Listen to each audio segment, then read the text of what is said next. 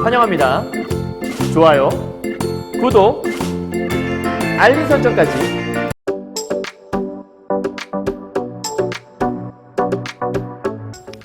안녕하세요. 경화여고 3학년 학생 여러분, 그리고 전국에서 2023 수능을 준비하시는 학생 여러분, 그리고 고전문학을 공부하시는 학생 여러분 만나서 반갑습니다. 선생님은 세계 최강 국어쌤 조인수 선생님입니다. 자, 오늘 드디어 이제 여러분이 올해 이제 수능을 준비하시는 고3 학생들 첫 시간의 고전 시간 우리가 찬기파랑가라고 하는 향가를 배웠고요. 두 번째 시간에는 제망매가라고 하는 똑같은 19치 향가를 배웠고, 이제 향가 시기를 넘어서게 되면 고려가요 시기죠. 지난 시간에 고려가요 서경별곡에 대한 걸 공부했었고요. 오늘 이제 본격적으로 수능에서 가장 많이 출제되는 장르, 갈래라고 볼 수 있죠. 시조에 대한 걸 보게 될 거예요. 시조는 여러분 초장, 중장, 종장이라고 하는 세 줄로 되어 있잖아요. 근데 사실 우리가 어떤 시 문제 세트를 보게 되면 보통 한 세트에 세 문제가 나오죠. 세 문제 내지 네 문제 정도. 그런데 세 줄에서 세 문제를 내려면 사실 너무 힘들겠죠. 한 줄에서 한 문제를 내는 거니까. 그래서 보통 시조는 세 편을 엮어서 보통 문제를 출제를 많이 하죠. 그래서 시조 세 편이라는 이름으로 문학책 속에 많이 들어있긴 하는데요.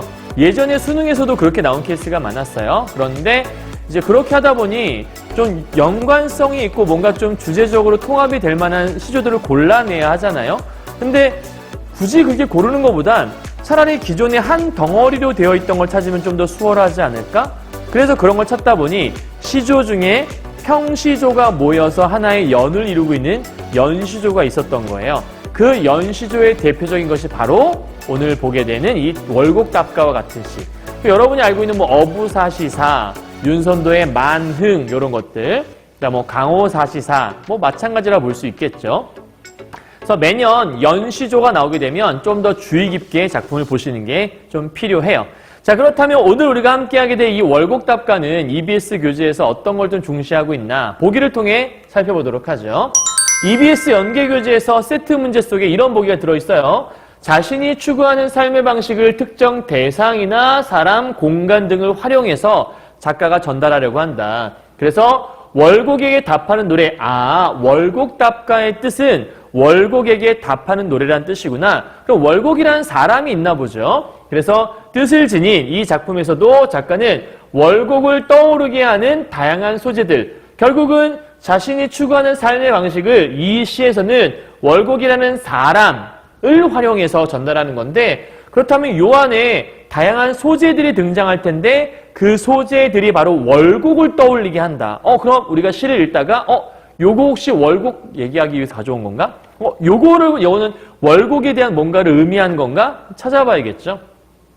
월곡에 대해서 만날 수 없대요. 그럼 여기서 우리가 하나 알아야 될 게, 이 작품은 기본적으로 월곡의 부재라는 상황을 이해하고 시를 봐야겠죠. 뭐 죽었을 수도 있고 멀리 떠났을 수도 있고요. 그래서 만날 수 없는 월곡에 대한 그리움과 안타까움을 노래하고 있다. 특히 월곡을 벗이라 부르며 월곡의 삶에 대한 긍정. 그러니까 요 안에는 이 월곡에 대해서 뭐가 들어있냐? 긍정적인 평가가 들어있고요. 긍정평가.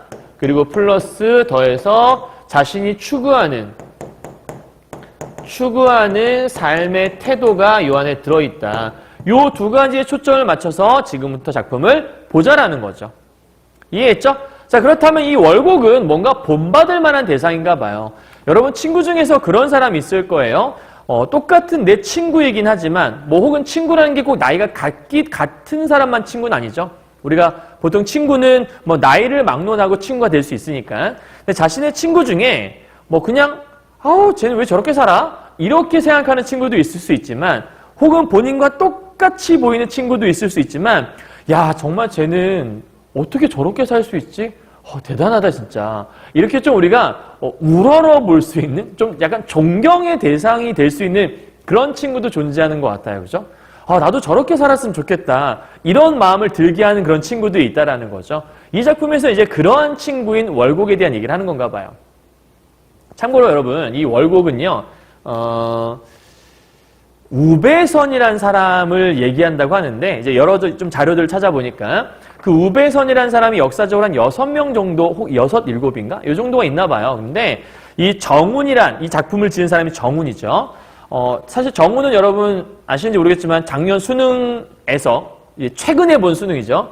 2022 수능에서 정운의 탄궁가라는 시가 나왔어요. 가장 최근에 수능에 등장했던 사람인데 그 정운의 작품이기도 하고, 사실 정운의 월곡답가는 이미 2019년 7월 모의고사에 출제된 적도 있어요.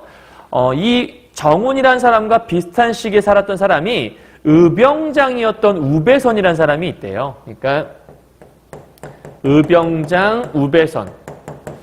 1592년에 임진왜란이 있었죠. 그 임진왜란이 일어났을 때 24살의 젊은 나이에 의병을 일으켰던 그런 대단한 인물이었대요. 이 의병장이었던 우배선에 대한 얘기가 아닐까라고 보통 다른 사람들이 많이 추측을 하고 있어요. 이해하셨죠? 자, 이제 우리가 이 작품에서 꼭 봐야 될 거, 선생님이 지난 시간부터 계속 보여드리고 있죠? 이 작품 읽고 나서 요것만은 좀 이해하자. 다 읽었을 때 이것에 대한 대답을 할 수 있으면 내가 공부를 잘했구나. 요 4가지를 좀 잡아봤어요. 대조적인 시어나 식구가 존재한다. 그러면 어떤 게 좀 대조가 될 수 있을까? 두 번째, 임과 만남의 매개체가 존재한다고? 누군가를 만난. 사실 정확히 말하면 임이란 말보다는 내가 존경하는 그 친구, 그 친구와 만남의 매개체라고 하는 게 훨씬 더 정확할 것 같아요. 일반적으로 우리가 만남하면 뭐 임과 만남의 매개체를 쓰니까 이렇게 써왔는데, 엄밀하게 말하면 이제 임보다는 좀 내가 존경하는 그 친구. 다음 세 번째, 고사의 인용이 나와요. 우리가 흔히 고전 시가에서 고사를 인용한다라는 건 옛날 이야기를 응용한다라는 건데, 그 옛날 이야기를 자세하게 풀진 않아요. 그럼 어떤 방식이냐? 대개는 사람 이름을 가져오거나 관련된 뭔가 시어를 하나 탁 제시를 하는 거죠. 그걸 통해서 요 시어가 나왔다라는 건 그 이야기 때문에 가져온 거구나, 이런 걸 파악할 수 있으면 돼요. 다음 네 번째, 흔히 말하는 이제 시험에 가장 많이 출제되는 포인트죠. 다양한 표현 기법. 그래서 연시조기 때문에 여러 개의 연이 있을 거 아니에요. 참고로 이 작품은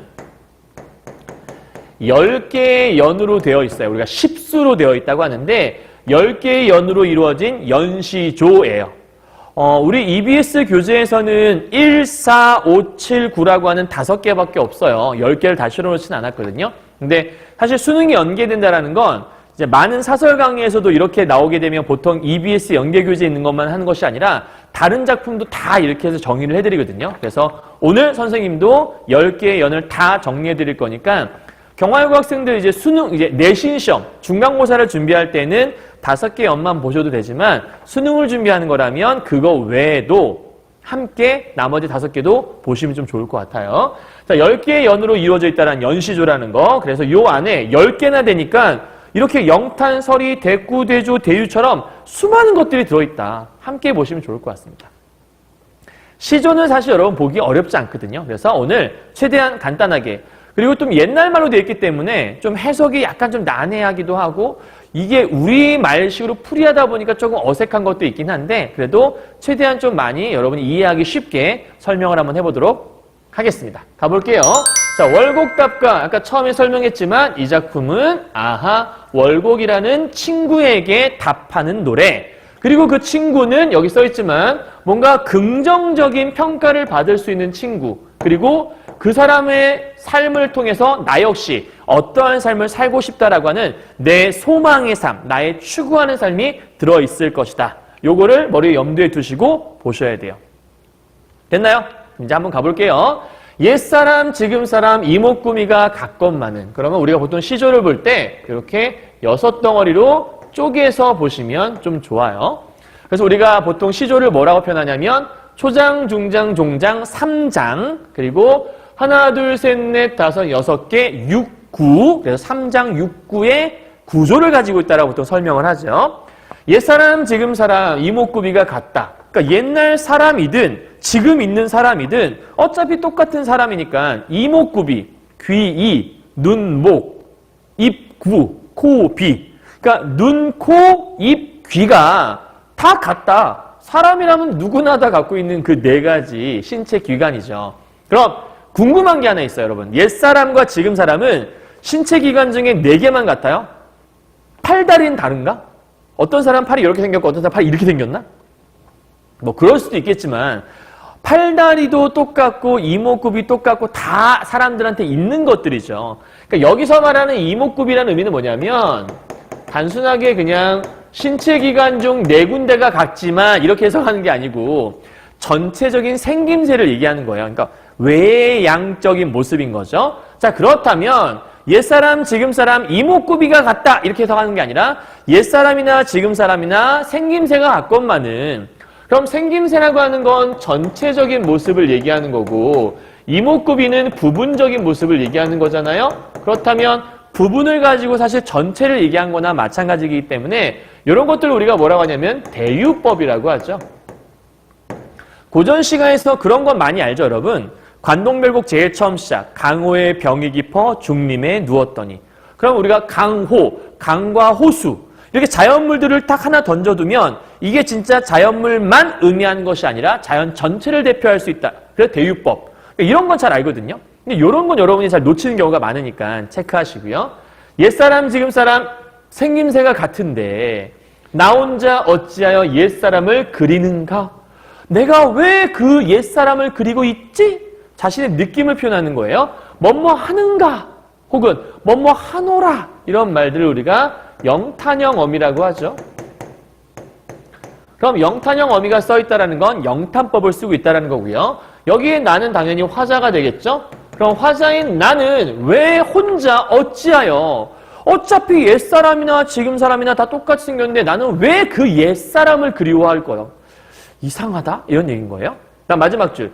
지금도 그 옛사람이 3번 나오는 거 보니까 옛사람이 중요한가 봐요. 그 옛사람이 계시니 그가 내 벗인가 하노라. 그럼 그 옛사람이 나의 벗인 것 같다.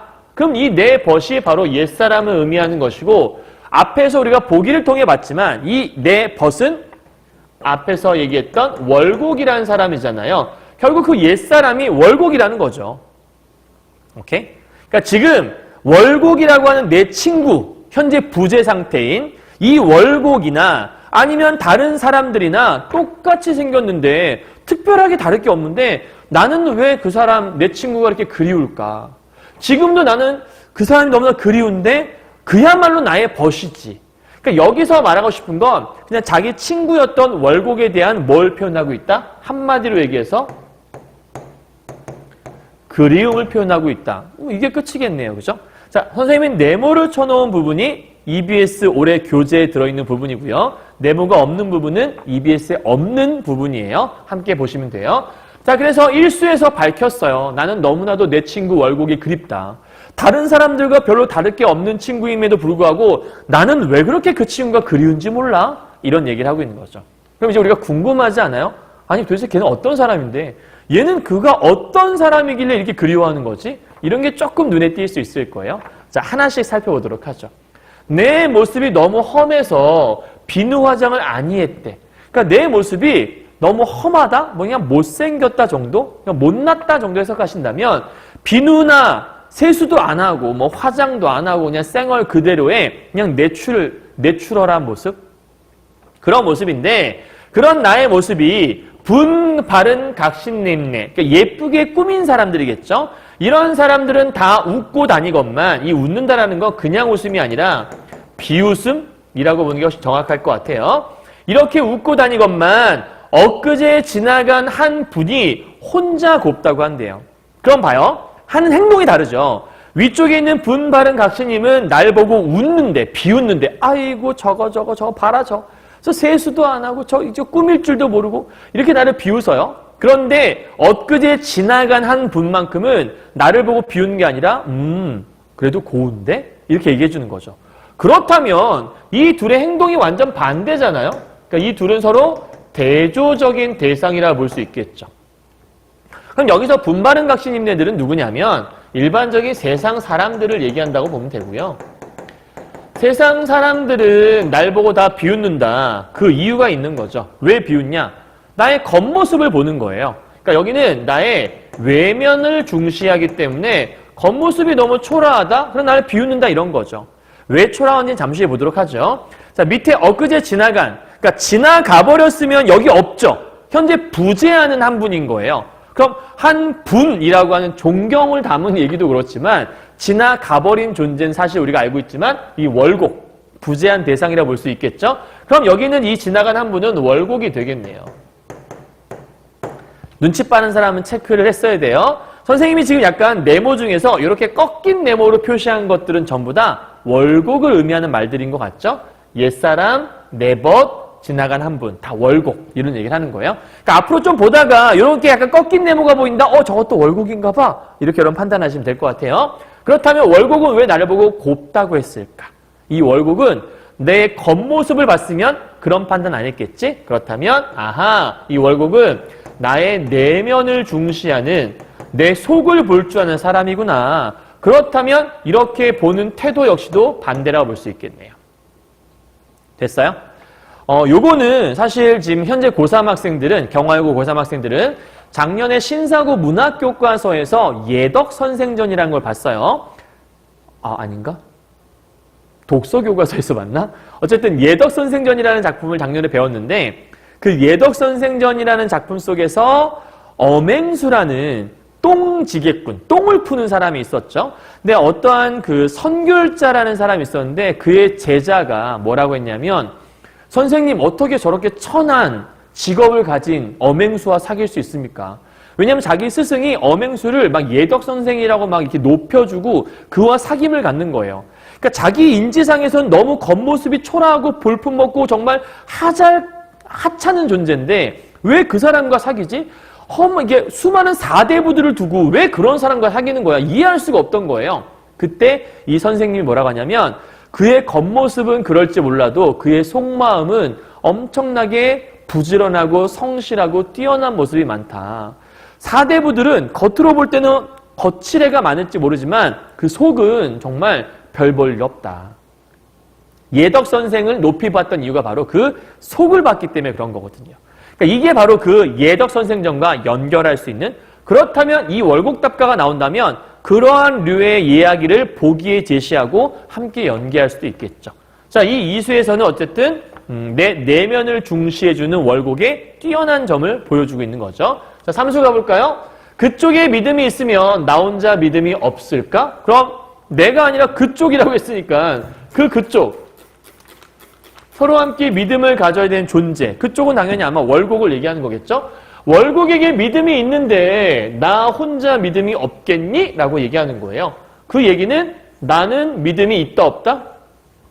있단 얘기죠. 그죠? 그러니까 그쪽에서 믿음이 있는데 나 혼자 믿음이 없겠니? 나도 믿음이 있지. 그럼 없을까라고 우리가 의문형 어미라고 제시가 되지만 사실 이때의 의문형 어미는 궁금해서 물어보는 건 아니죠. 나 혼자 믿음이 없겠니? 라고 얘기했지만 있지. 그런 얘기를 하고 싶었던 거예요. 있지 당연히. 그럼 이 의문형 어미로 쓰인 건 궁금해서 물어본 것이 아니기 때문에 무엇인가를 강조하기 위해 답이 정해져 있는, 그러니까 답을 구하지 않는 질문의 형태, 서리법이라 볼 수 있겠죠. 강조를 위해 하는 거예요. 그러니까 나도 너에게 믿음이 있다 이런 거죠. 그래서 100년 되기 전일랑 우리 다 서로 믿읍시다. 100년 전부터 우리들의 믿음은 서로 유지되어 오지 않았겠니? 뭐 그런 의미라고 보시면 될 것 같아요. 그러니까 100년 사실 큰 단위잖아요. 100, 1000, 만 이런 단위들. 그러니까 이건 약간 좀 영원성에 대한 얘기라고 보시면 될 것 같고요. 그러니까 100년 되기 전부터 우리 서로 믿읍시다. 그러니까 우리의 믿음 서로 변하지 맙시다 이런 얘기예요. 그러니까 이거는 변치 않는 믿음에 대한 이야기. 우리 서로 믿으며 100년 전부터 이것들이 이어져 온 것이니, 그러니까 100살이다 이런 얘기가 아니라 오래도록 우리의 믿음은 서로 변하지 않지 않았습니까? 우리가 계속해서 그런 믿음이 변하지 않읍시다 이런 얘기를 하는 거예요. 자, 그런데 이런 얘기 왜 했냐? 세상의 비구름 같은 인정 같은 것들이야 배울 것이 있으랴? 그럼 이런 인정은 배울 것이 있으랴? 배울 리가 없다. 배울 필요가 없다라는 거잖아요. 이것도 마찬가지로 물어보는 어미니까 서리법이라고 볼 수 있겠고요. 그렇다면 이 인정은 뭐 같은 거냐면 세상의 비구름 같은 거예요. 우리가 비구름이라는 건 영원히 한 장소에 머무르지 않죠. 비구름이 이렇게 있다가 다른 데로 흘러가 버리잖아요. 그러니까 이것들은 변하는 존재들이죠. 그것이 바로 비구름. 그렇다면 변치 않는 믿음과 변하는 존재 역시 마찬가지로 이렇게 서로 대조가 될 수 있겠네요. 그죠? 그러니까 우리의 믿음은 서로 변하지 않아야 하기 때문에 이런 것들을 배울 리가 있겠니? 아, 이런 것도 우리가 배우진 않지. 그러니까 서로 간에 변치 않는 우정과 믿음에 대한 얘기를 하고 있는 거겠죠? 자, 그 다음 우리 책에 나와 있는 요 사수, 연계교재에 있는 부분이에요. 청송으로 울타리를 삼고 백운으로 장을 두르고. 그렇다면 청송, 소나무잖아요? 소나무 자연 속에 있죠? 백운, 구름이잖아요? 자연 속에 있죠? 그렇다면 청송으로 울타리를 삼고 위에는 구름으로 이렇게 둘러놨대. 그럼 결국은 내 주변을 뭐가 둘러싸고 있는 거냐면 이러한 소나무나 구름과 같은 자연물들이 나를 둘러싸고 있는 거잖아요. 그러니까 자연 속에 함께 둘러싸여 있다. 그렇게 본다면 이 부분은 무라일체적인 모습을 설명한 거라 볼 수 있겠고, 또 하나 앞과 뒤는 이것으로 뭐하고 이것으로 뭐하고라고 돼 있으니 앞과 뒤가 서로 구조가 대응되네요. 백구라고 볼 수 있겠고, 이렇게 두른 상태라면 나는 자연 속에 있는 것이니 그 자연이라는 곳은 뭔가 욕심을 부리는 공간은 아니죠. 그래서 내가 초옥삼간에 숨어 계신, 그렇다면 내가 여기 있는 것 같진 않고, 초옥삼간은 초가삼간이에요. 그럼 초가삼간이라고 하는 건 좀 뭔가 소박한 집, 그러니까 소박한 삶 정도라고 의미하면 될 것 같은데, 이거와 약간 유사한 의미를 가진 시어들이 뭐가 있냐면, 여러분 들어봤는지 모르겠네요. 단사표음이라는 말이 있어요. 단사표음은 단촐한 도시락과 표주박의 물이란 뜻이고요. 이걸 줄여서 단표라고 해요. 이 단표에다가 누항을 붙이면 소박한 음식인 단표, 이거 줄여서 누항은 아주 좁은 집을 얘기해요. 그래서 단표 누항이라는 말은 아주 소박한 음식과 소박한 집, 결국 단표 누항 자체가 소박한 삶을 설명하는 말이라고 볼 수 있는 거죠. 이렇게. 그럼 이 단표누왕이 곧 얘랑 똑같은 얘기네요. 그렇죠? 그리고 이런 소박한 삶을 이야기할 때는 대개 어디로 주제가 이어지냐면, 봐요.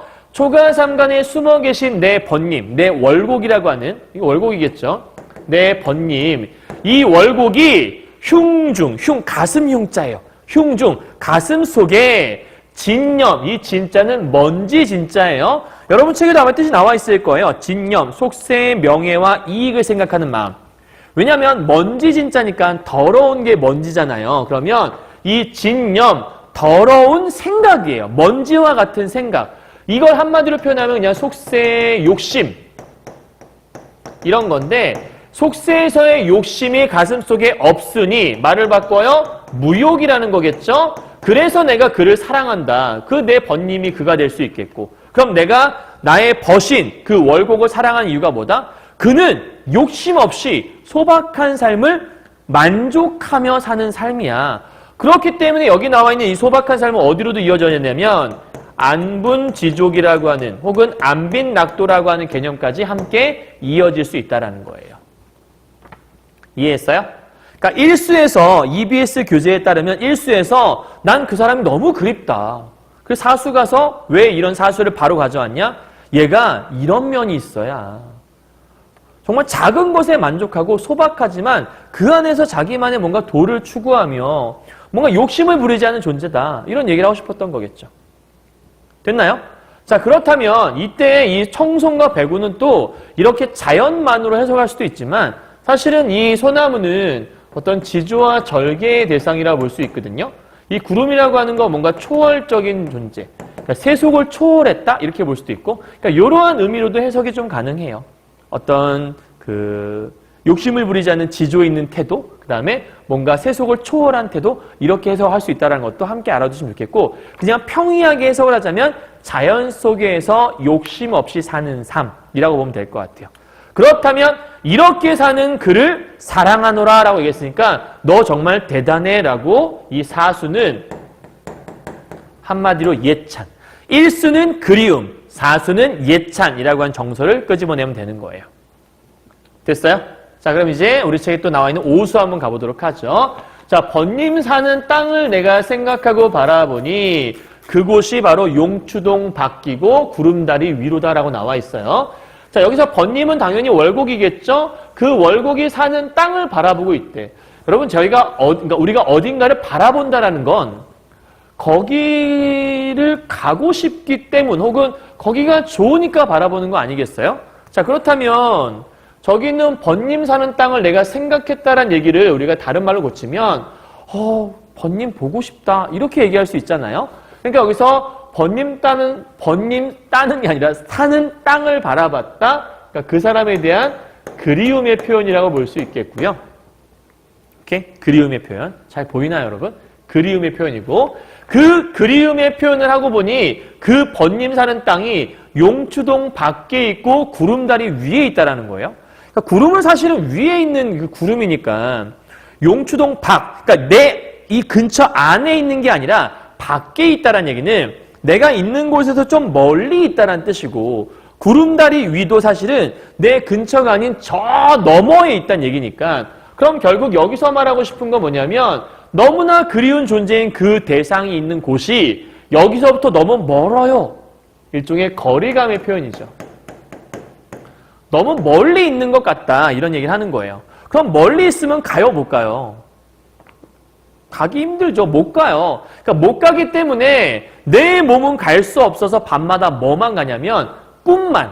그러니까 꿈이 간다 이런 것보다는 외로운 꿈만 혼자 다녀왔다라고 하는 거 보니까 꿈속에서 내 몸이 혹은 내 마음이 정확히 말하면 마음이겠죠.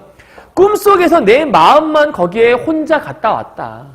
그럼 이때의 꿈이라고 하는 건 바로 그를 만날 수 있는 만남의 매개체가 될 수 있고요.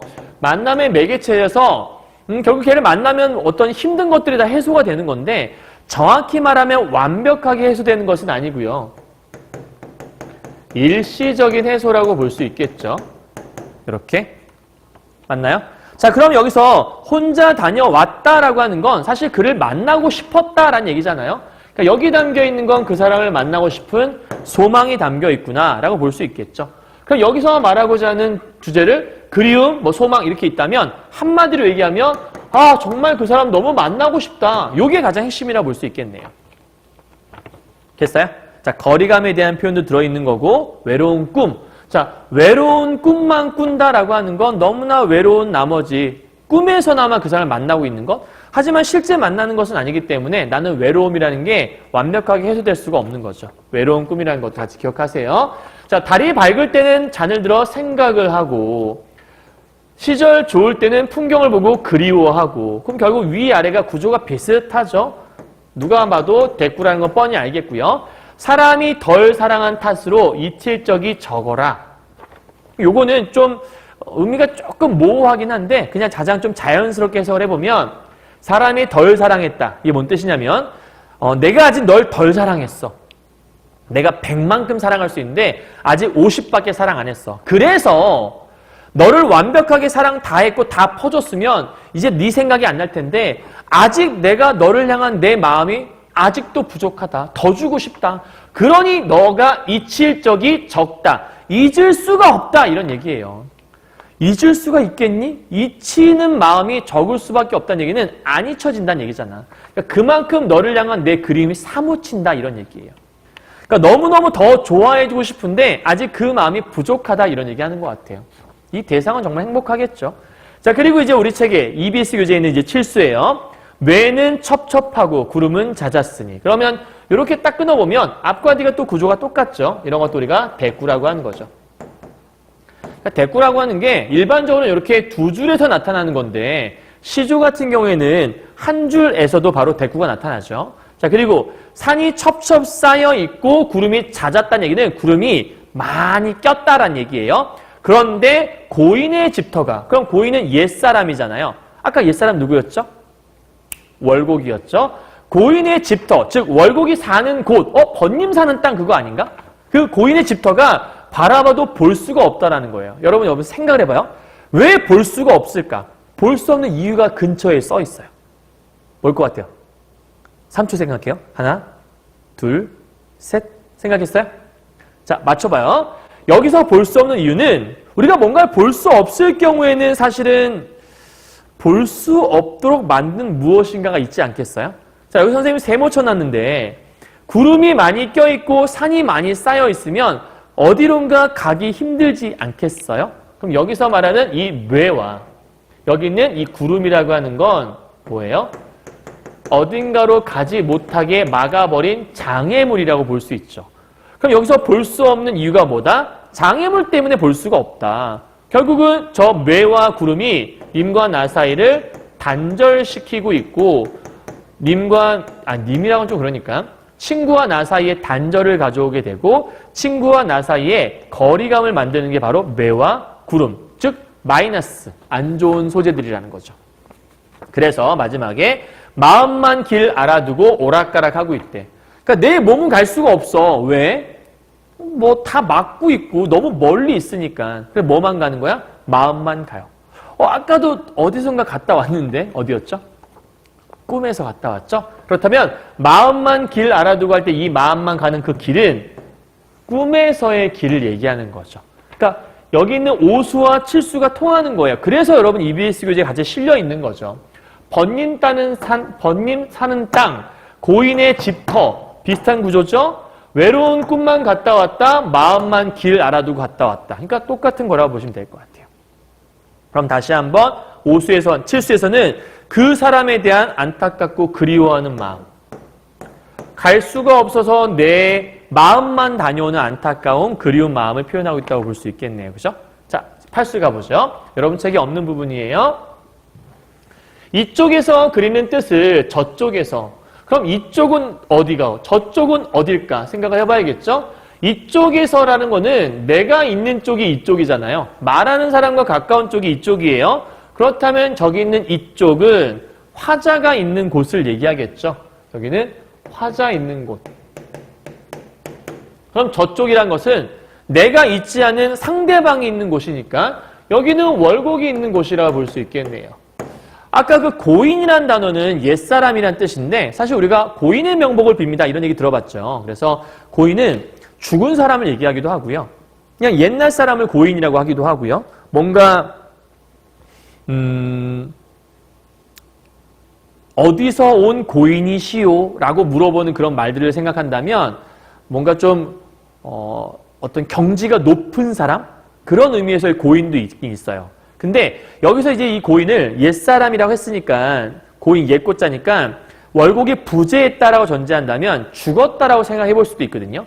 그렇게 생각을 하면 이쪽이라고 하는 건 어떻게 생각이 가능하냐면 여긴 이승의 의미, 저쪽은 저승의 의미로도 해석이 가능해요. 그래서 이승에서 그리워하는 거를 저쪽, 그 저승에서 아니 모르는가? 그 얘기는 모르겠니? 내가 이렇게까지 그리워하는데? 이런 얘기야. 그럼 모르는가라고 하는 건 당연히 서리법이겠죠. 아마 알 거야. 내 마음이 전달됐을 거야. 그 얘기는 내 마음을 알아줬으면 좋겠다라는 소망을 담고 있는 거죠. 그래서 밑에 무더니 고운님, 당연히 월곡 얘기하는 거겠고요. 덧없이 여의 올 듯 하룻밤 더 새고 간 후에 다시 볼까 하노라 라고 다시 한번 소망을 담아내고 있네요. 어떤 소망? 다시 보고 싶다라고 하는 소망을 담아내고 있는 거죠.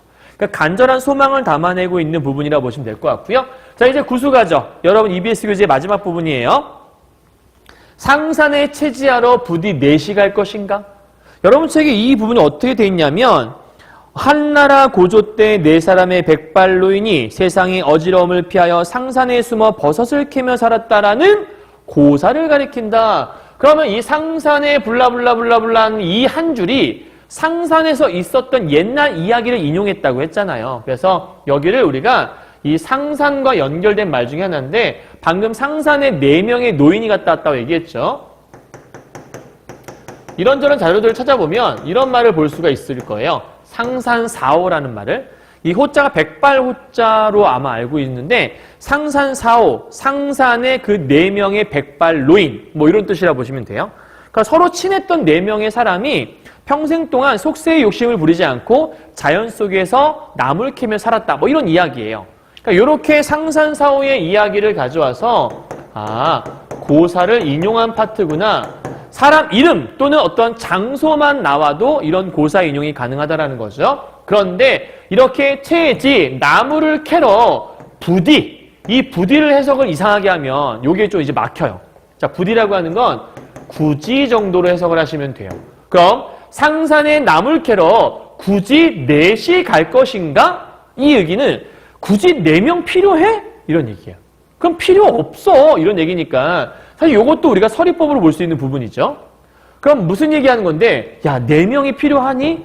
아니 이제 앞으로 우리 따라올 사람도 없는데 더 올 사람도 없어. 그러니 우리 둘이 갑시다. 우리 둘은 당연히 화자와 월곡을 얘기하는 거예요. 오케이? 그러니까 화자와 월곡, 야 우리 둘이 가자. 우리 둘이 가면 되지 않겠니?